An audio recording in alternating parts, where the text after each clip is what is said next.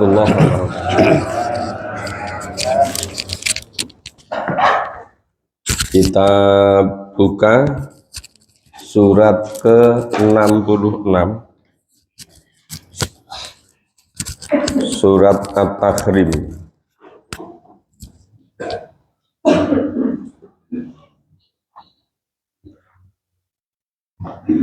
Kita baca per potong.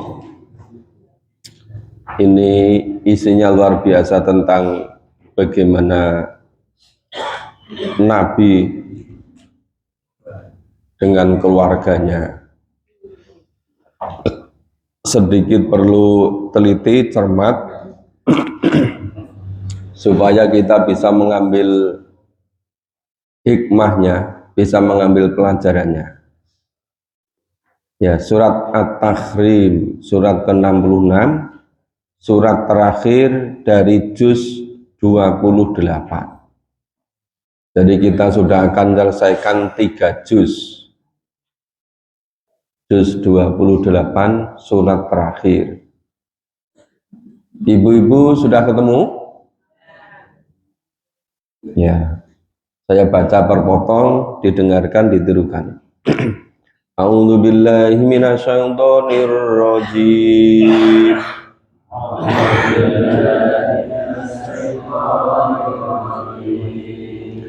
Bismillahirrahmanirrahim.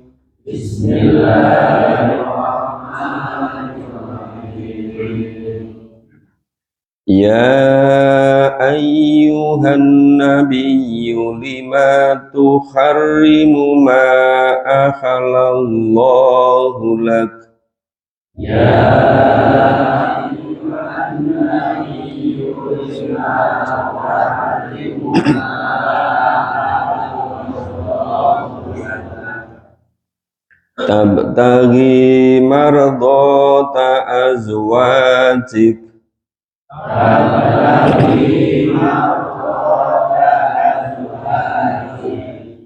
Wallahu ghafurur rahim.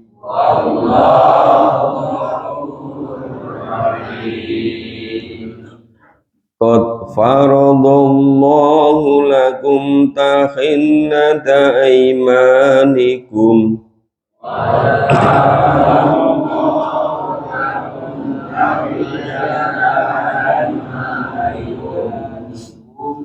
Wallahu maulakum wa huwal alimul hakim. Wallahu maulakum wa huwal alimul hakim. Wa id asarran nabiyyu ila ba'di azwajihi haditha. Wa id asarran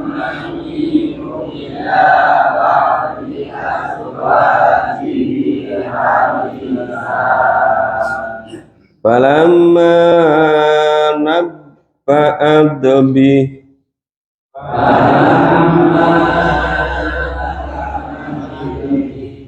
wa adharahu Allahu alaihi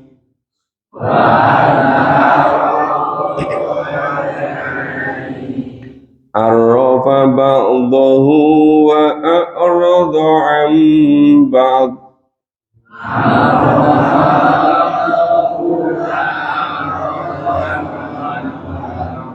Falamma nabba'aha bih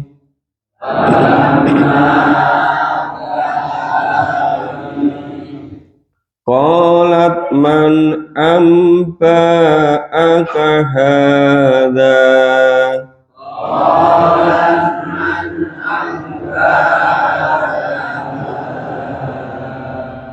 Qala nabba'aniyal alimul khabir.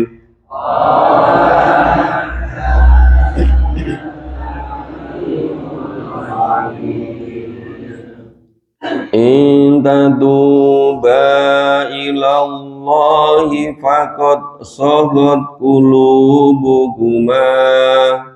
In tatuba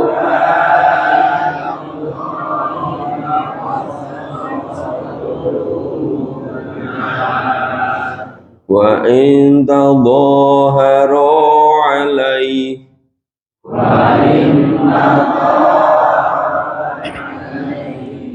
fa inna Allaha huwa maulah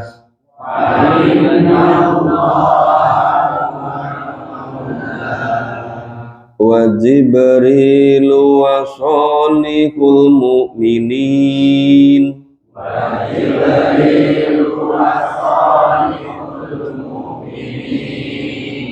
wal malaikatu ba'da dzalika dhahir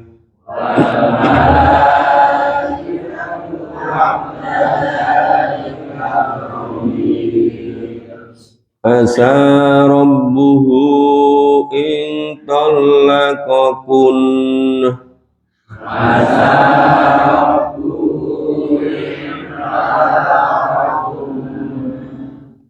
in talaqakunna ayubdilah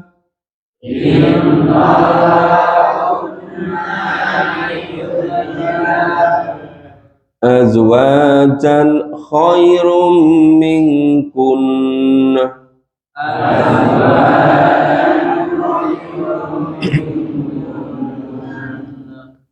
khairum minkunna muslimatin mu'minat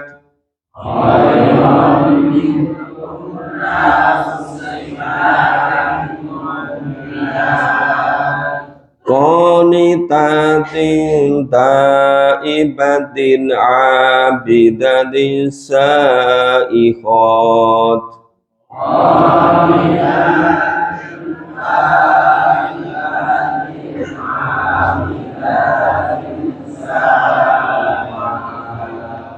sayyibatin wa abkaro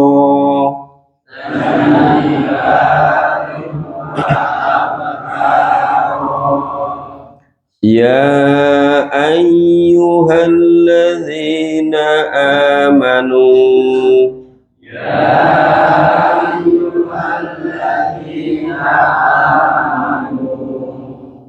ku anfusakum wa ahlikum naro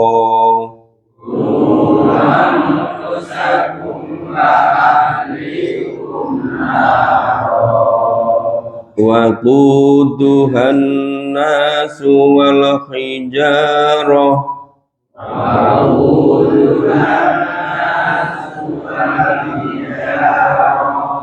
alaiha malaikatun ghiladun sidadul la ya'sunallah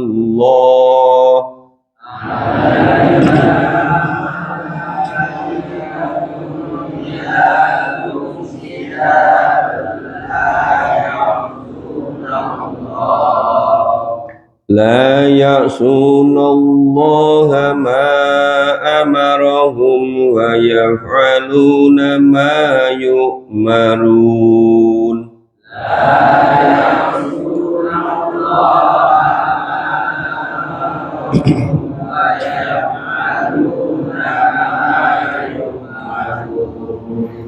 ya, mari kita pahami surat ke-66 disebut surat At-Tahrim.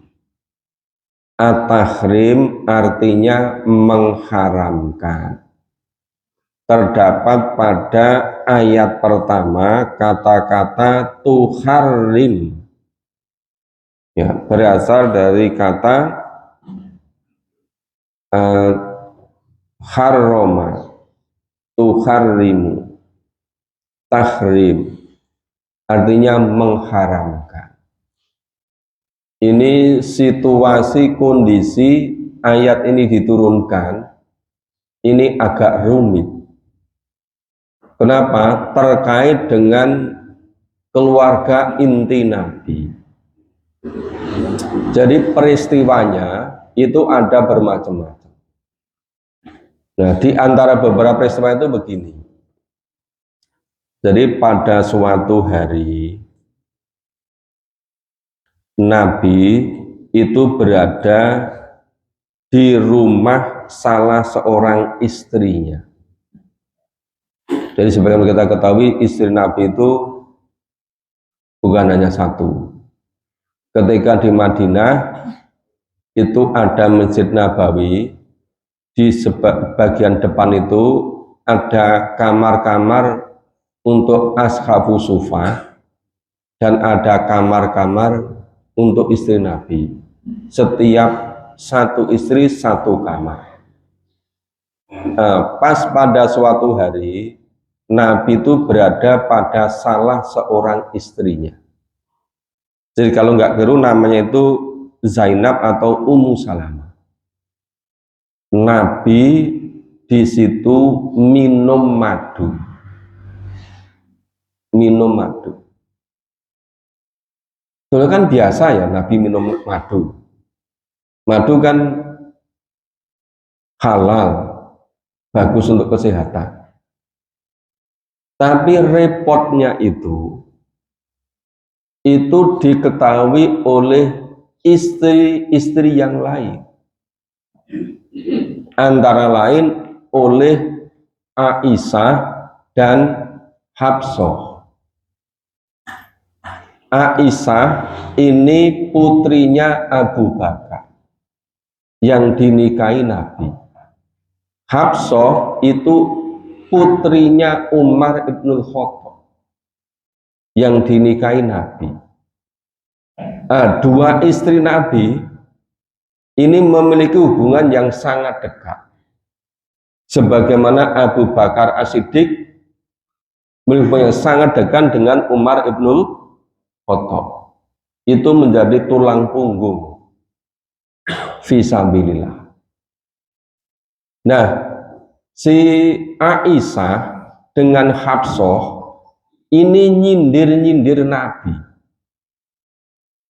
Nabi minum madu di salah satu rumah istrinya atau kamar istrinya. Itu disindir-sindir oleh Aisyah sama Hafsah. Sepertinya dua istri yang paling vokal ini. Iya. Nah, sampai Nabi itu bersumpah, "Yudah kalau gitu aku nggak usah minum madu lagi. Aku tidak usah minum madu." Kemudian ditegur oleh Allah. Loh, kamu Nabi tidak boleh mengharamkan sesuatu yang dihalalkan oleh Allah. Jangan karena ingin menyukai apa itu? Menyenangkan. Jangan kamu karena ingin menyenangkan istri-istrimu, kemudian kamu mengharamkan sesuatu yang halal.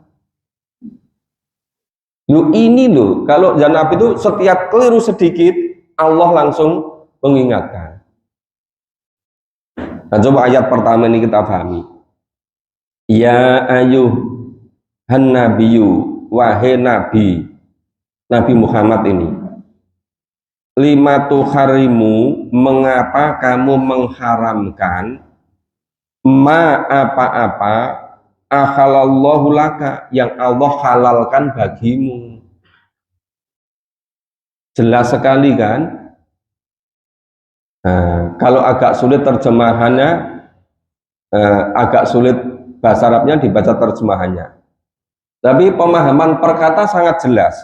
Ya ayuhan nabiyyu, ya wahai ayuhan nabiyyu, nabi, wahai nabi, lima kenapa kamu tuharimu mengharamkan ma akhlullah apa yang Allah halalkan bagimu. Tabtaghi mardota azwajikum. Nah, kamu sekedar mencari kesenangan hati dari istri-istrimu. Maunya Nabi itu ingin menyenangkan, ingin membahagiakan seluruh istrinya. Ya sudah, kalau minum madu di rumahnya Zainab disindir-sindir terus. Kalau ketemu Nabi katanya berbau seperti apa? Makanan yang banyak baunya. Ya, cara kene pete ya. Jengkol. Nyindir-nyindir. Nek cara kene iki kok bau jengkol iki. Kok bau pete iki. Padahal Nabi itu sangat tidak senang pada bau. Tapi itu tadi Aisyah sama Hafsah itu nyindir-nyindir terus itu. Enggak, Nabi ke rumahnya Aisyah, Aisyah ngomong, "Ih kok bau pete to iki?" Gitu. Kok bau jengkol iki gitu kan. Ke rumah Hafsah yang gitu. Nah, Nabi kroso. Wis ketoke pancen ra beres iki. Nah, terus Nabi ngendika, "Ya wis nek ngono aku rasa ngombe madu" gitu. Nah, ditegur oleh Allah ini. Wahai Nabi, kenapa kamu itu kok mengharamkan sesuatu yang Allah halalkan? Kenapa kamu sekedar ingin menyenangkan istri-istrimu gitu loh. Wallahu ghafurur rahim, dan Allah Maha Pengampun lagi Maha Penyayang. Loh, rumit kan? Dan perlu ketelitian, perlu kejelasan memahami ayat itu. Itu situasi kemudian seperti itu. Ayat 2, qad fadallahu lakum takhillata aimanikum.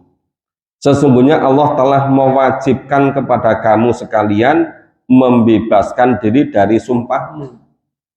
Tadi kan Nabi bersumpah, ya wis nek ngono aku ora bakal ngombe madu gitu kan. Loh, padahal itu dihalalkan oleh Allah. Kenapa diharamkan oleh Nabi? Itu Allah negur, enggak boleh itu. Tetap aja madu itu halal. Dan jangan karena ingin menyenangkan istri-istrimu, kamu jadi mengharamkan madu. Nah, maka terus ini. Nah, qad faradallahu lakum takhillata imanikum. Sungguhnya Allah telah mewajibkan kepada kamu sekalian membebaskan diri dari sumpahmu. Wa huwal alimul hakim. Dan Allah adalah pelindungmu, dan Dia Allah mengetahui Maha dan Maha bijaksana. Yaitu kafarat sumpah seperti apa? Semula mengharamkan madu, terus tegur oleh Allah, dibatalke sumpai. Nah, cara membatalkan sumpah itu ada kafarohnya. Itu disebutkan di surat Al-Maidah ayat 89. Jadi kafarohnya itu memberi makan 10 orang miskin, orang yang kekurangan makan, orang takdir wong sing sugih gitu. Tapi yang betul kekurangan makan.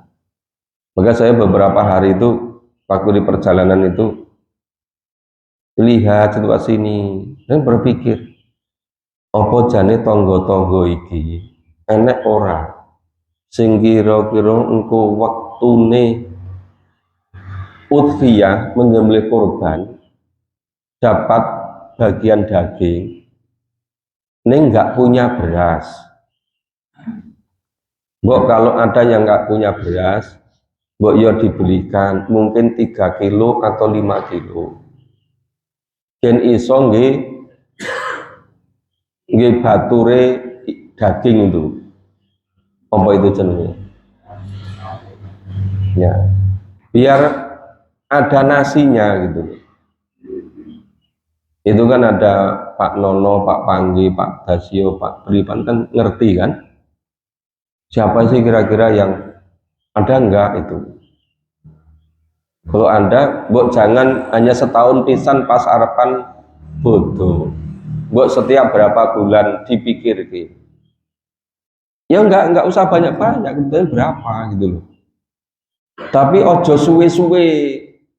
Sebab makan itu tiap hari bukan setahun pisan itu. Iya kan? Lalu nek ngenteni zakat fitrah setahun pisan, ya mangan kok gon setahun pisan itu piye? Itu kan walaupun sedikit kan ada uang itu. Uang dari infak kemarin itu kan bisa kan? Buat sebagian diregen. Pak Jajak kan paham. Sopo sing kira-kira jane butuh ketenan itu loh. Nah, itu. Nah, jadi tadi kafarat sumpahnya itu memberi makan 10 orang miskin atau membelikan pakaian atau memerdekakan budak. Nek ora iso poso 3 dino. Itu kafaroi sumpah.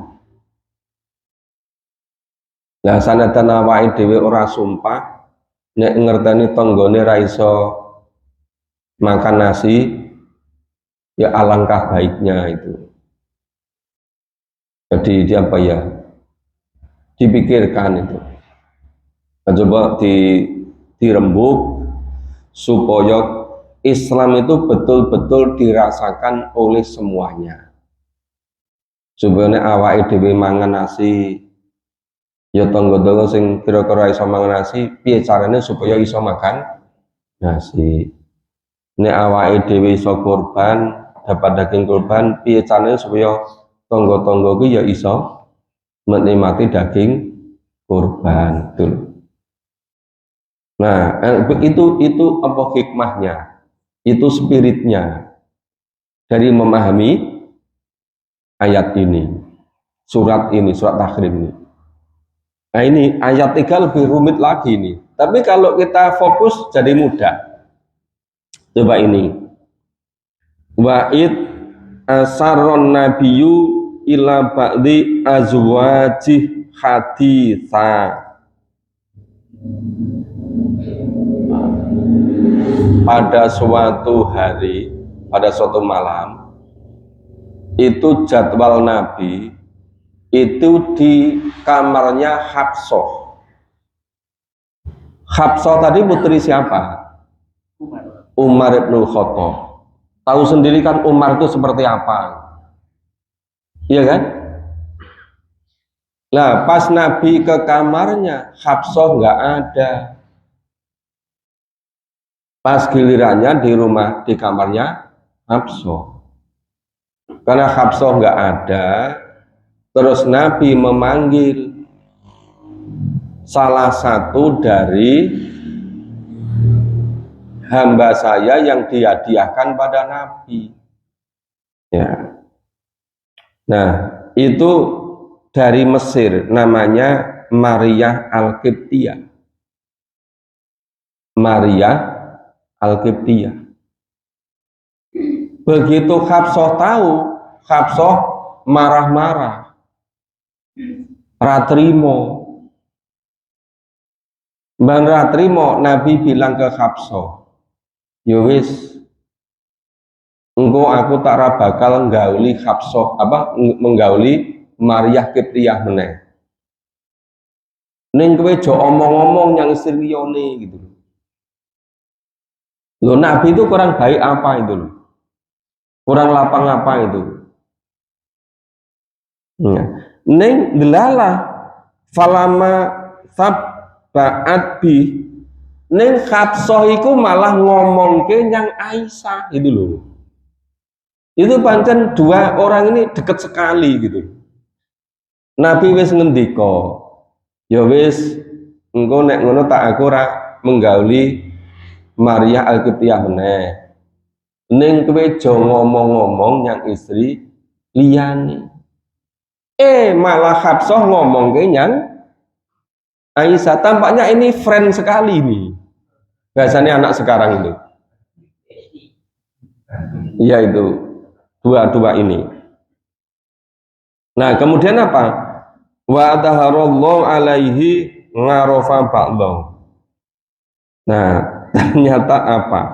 Ternyata Allah itu memberitahukan kepada Nabi. Jadi rumongsane Hafsah, kok Nabi ngerti gitu kan? Tapi Allah memberitahukan pada Nabi. Terus Nabi nyampaikan pada Hafsah bi Aisyah. Yang diberitahukan Allah sebagian diberitahukan, sebagian tidak. Nah, bareng Hafsah ngerti, loh, kok Nabi ngerti ya? Ngerti nih sangka sapa? Lagi, terus ini falama naba'ahabi bareng Hafsah bi Aisyah ngerti, terus apa? Qolat ngatakan man amba'aka hadza, sing wenehi ngerti Nabi ki sapa gitu loh. Hafsah penasaran. Padahal maunya Hafsah bi Aisyah yuk cuma bisik-bisik berdua gitu loh, dirahasiakan gitu kan. Tahu sama tahu, tapi Allah memberitahu pada Nabi. Nah, kemudian itu qala naba'aniyal alimul khabir. Nah, Nabi ngendiko telah diberitahukan kepadaku oleh Allah yang Maha mengetahui dan Maha mengenal. Oh, coba ini kalau Allah tidak betul-betul memberitahukan pada Nabi, itu nanti ya rakaruan meneh wi. Ya. Tapi oleh Allah langsung diberitahukan pada Nabi, dan Nabi beritahukan kepada Hafsah sama Aisyah. Hafsah kaget. Lu kok Nabi sopir so ya?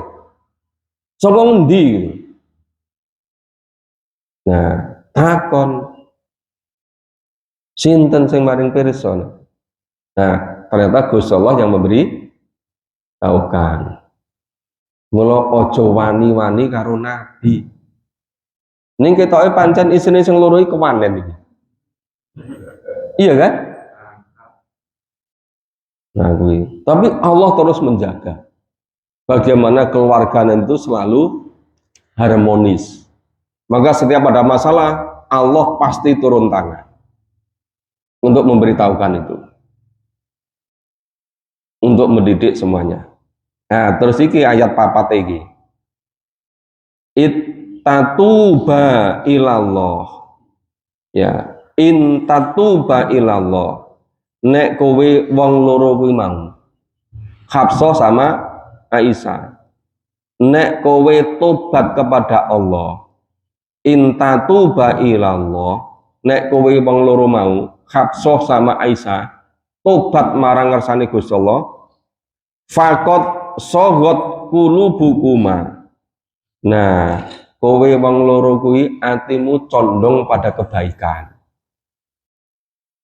Nah, rahasianya diberitahukan oleh Allah. Lah kuwi mau kan nganti Nabi ngendika karepe gen nyenengke istrine sing jenenge Hafsah. Nabi nganti ngendika, ya wis nek ngono aku tak ora sah menggauli Maryah Al-Qibtiyah meneh. Ning kowe aja ngomong sapa-sapa. Malah Hafsah ngomong karo Aisyah. Terus Allah negur, loh Nabi itu halal pada Maryah Al-Qibtiyah. Kenapa kok mengharamkan? Ojo karena gen nyenengke atine Hafsah, nyenengke Aisyah, terus Nabi tidak mau menggauli Maryah Al-Qibtiyah. Sesuatu yang dihalalkan oleh Allah jangan diharamkan, itu loh. Jadi ada juga kejadian seperti ini. Nah, akhirnya Nabi ya itu Mbah Kafaro mencabut sumpahnya. Karena oleh Allah ditegur nggak boleh. Maryah Al-Qibtiyah itu halal kanggo Nabi. Nggak boleh diharamkan. Ojo karena kepengen nyenengke atine si Hafsah sama Aisyah atau istri yang lain. Jadi sesuatu yang Allah halalkan tidak boleh diharamkan. Itu. Kemudian wa in tadhahara alai, nek kowe wong loro kuwi mau do bantu membantu, nek basa kasare sekongkel kepengen gawe rekosone Nabi gitu loh. Nah, kuwi Allah ngendika, nek kowe wong loro kuwi mau bertobat, wong loro mau condong kepada kebaikan. Nek wong loro tetap bantu membantu ingin ngerepotke Nabi gitu loh. Ora gelem tobat malah ndodro gitu. Nah, terus Allah ngendika piye? Fa innallaha wa maulahu. Bahwa sesungguhnya Allah itu pelindung Nabi. Siapa lagi yang melindungi? Wa Jibril dan malaikat Jibril. Jadi pelindung Nabi. wa solihul mukminin, dan orang-orang mukmin kabeh sing soleh dadi pelindung Nabi. Siapa lagi? Wal malaikatu ba'da dzalika dzahir. Nah, penolong berikutnya itu para malaikat. Nah, Gusti Allah ngepelehke iki. Wis, saiki kowe wong loro, istri Nabi, Hafsah sama Aisyah, diomongi Hafsah pengen ngomongke yang malah ngomongke. Allah memberitahu. Rahasianya wis ketahui Nabi. Nek kowe wong loro ki tobat, nah kowe apik, kowe cenderung pada kebaikan hatimu. Ning nek kowe ora gelem tobat, kowe tetep membantu kepengen ngerakesokke Nabi, ning ngerti yo. Gusti Allah kuwi sing nglindungi Nabi. Nabi itu dibantu dilindungi dening Gusti Allah, dening malaikat Jibril, dening wong-wong mukmin kabeh, lan dening para malaikat kabeh bakal nglindungi Nabi. Mosok iso menang dibandingi Allah, malaikat sama orang mukmin. Iki nek cara gampange kowe engko nek gelem ragem tobat sengsara dhewe kowe. Itu kan gampangnya. Nek cara basa kene lho kuwi. Mula kowe tobat wae wong loro. Nek kowe tobat, apik atimu. Nek kowe ora gelem tobat, ngerti ya. Sing jenenge Nabi itu dilindungi dari Gusti Allah, dilindungi oleh Jibril, dening orang-orang mukmin sing soleh, lan dening para malaikat. Nah, jelas banget lagi. Isih rung tandes meneh, ditandesi ayat 5 kuwi. Coba ayat 5 itu. Asa rabbuhu intallaqakunna ayubdilhu azwajan khairam minkun. Jika Nabi menceraikan kamu, nek kowe ora gelem tobat, Nabi menceraikan kamu, ya, Allah akan memberi ganti kepada Nabi istri-istri yang lebih baik. Nah, Allah jamin Nabi, Nabi, nek istrimu kira gelem tobat, nek umpama kowe mencerai, Allah sing nanggung. Pasti ada penggoleki ganti sing jauh lebih baik. Lah baik itu kriterianya apa? Baik bukan menurut kita, tapi ada standarnya menurut Allah. Ini cirinya 8. 7 tambah 1. Jadi 8. Sing 8 nganggo wa. Apa 8 kuwi? 1 muslimat. Wanita yang muslimat. 2 mukminat. Mukmin perempuan. 3 qonitat. Ya, qonitat itu yang patuh pada Allah dan patuh pada suami. Ya, ini jelas sekali kriterianya. 1 muslimat, 2 mukminat, 3 qonitat. Taat pada Allah dan pada Nabi, pada suami. Kemudian yang keempat, taibat. Wanita-wanita yang bertobat. Terus abidat. Wanita-wanita yang podo ibadah. Terus saihat, wanita-wanita yang mau berpuasa. Puasa dalam pengertian luas. Ya puasa makan minum, ya puasa. Nek Nabi ki lagi fisabilillah, Nabi lagi repot, mbok ya aja manja-manja gitu loh. Gitu loh. Ora kok Nabi ra tindak rono pirang dina wis grenengan. Itu jenenge ora saihat. Nanti Allah akan pilihkan itu wanita yang saihat, yang mau berpuasa. Terus sayyibat, ya, janda-janda. Wis ora kekurangan stok ini. Terus oneh apa sing nomor 8? Wa akbaro, dan dari perawan-perawan, dari gadis-gadis. Tuh, ini kurang apa Gusti Allah ngwelehke nyang istri Nabi kuwi. Pancen ora ngono, iki pancen ngidap-idapi dua istri. Mula nganti ngene lho Nabi. Gusti Allah paribadi ngandani ngene. Didik tenanan iki. Ngene lho Nabi. Nek umpama istrimu ku ora gelem tobat, isih ngeyel, rekasake kowe. Nek umpama kowe nek menceraikan istrimu, Gusti Allah engko sing bakal ganti istri yang jauh lebih baik. Cirine nomor 8 iki. Ya. Jadi istri yang baik itu ada 8 jenis ini, jangan hanya selera menurut kita. Jadi standar agama itu ada 8 jenis ini. Nah, itu yang dipastikan oleh Allah. Nek cara ngandani, mbok ya wis kowe iki tobat wae daripada nanti dicerai Nabi kapok kowe.